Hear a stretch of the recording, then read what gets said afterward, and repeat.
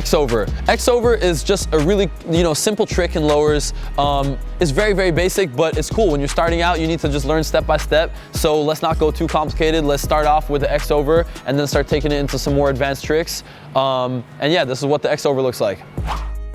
Super basic trick, but it's a really important one to learn at the beginning. All you want to do is just basically bring your foot across and then jump up. You're just gonna bring your weak foot across under the ball and then pop up on your strong foot. So you're gonna kick it with your strong foot and you're gonna do the jump with your strong foot. All your weak foot does is just go under the ball. Watch this. Kick it up, weak foot goes under, and then bam, you pop up. And that's the X over right there. Got the side angle.